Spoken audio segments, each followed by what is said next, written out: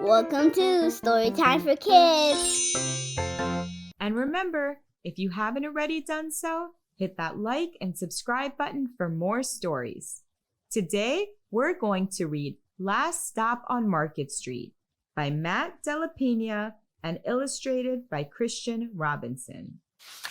CJ pushed through the church doors, skipped down the steps.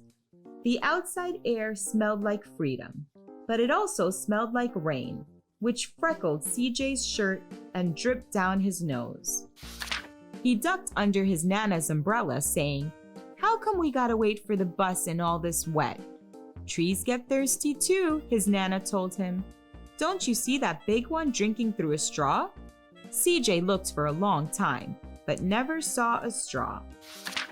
From the bus stop, he watched water pool on flower petals, watched rain patter against the windshield of a nearby car.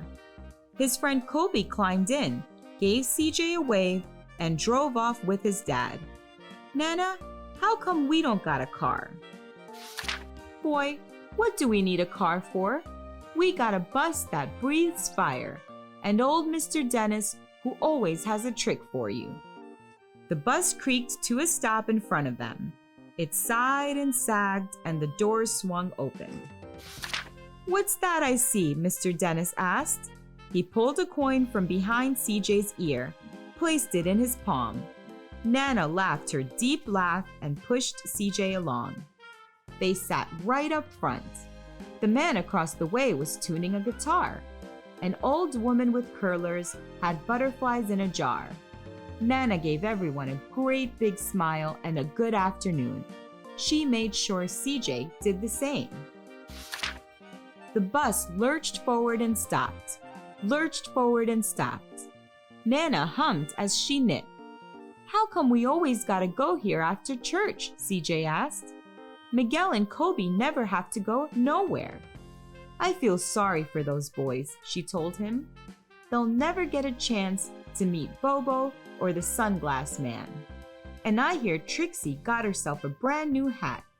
CJ stared out the window, feeling sorry for himself. He watched cars zip by on either side, watched a group of boys hop curbs on bikes. A man climbed aboard with a spotted dog. CJ gave up his seat. "How come that man can't see?" "Boy, what do you know about seeing?" Nana told him. "Some people watch the world with their ears." "That's a fact. Their noses too," the man said, sniffing at the air. "That's a mighty fine perfume you're wearing today, ma'am." Nana squeezed the man's hand and laughed her deep laugh. Two older boys got on next. CJ watched as they moved on by and stood in back. "Sure wish I had one of those," he said. Nana set down her knitting. "What for? You got the real live thing sitting across from you. Why don't you ask the man if he'll play us a song?" CJ didn't have to. The guitar player was already plucking strings and beginning to sing. "To feel the magic of music," the blind man whispered, "I like to close my eyes." Nana closed hers too. So did CJ and the spotted dog. And in the darkness, the rhythm lifted CJ out of the bus, out of the busy city.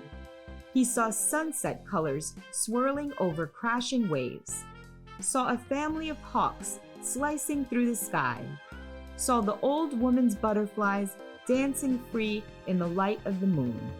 CJ's chest grew full, and he was lost in the sound, and the sound gave him the feeling of magic.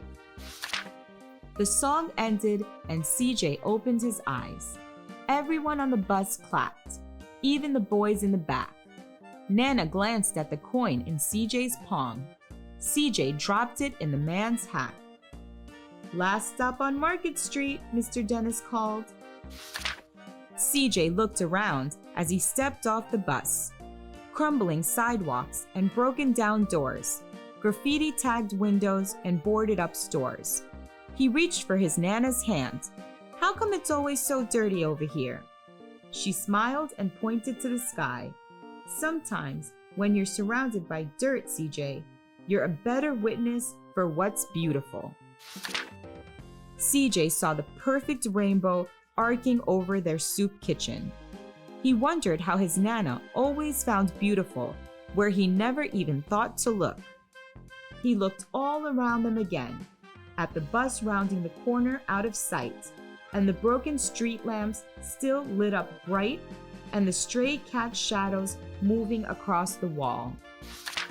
When he spotted their familiar faces in the window, he said, "I'm glad we came." He thought his Nana might laugh her deep laugh, but she didn't. She patted him on the head and told him, "Me too, CJ. Now come on." The end.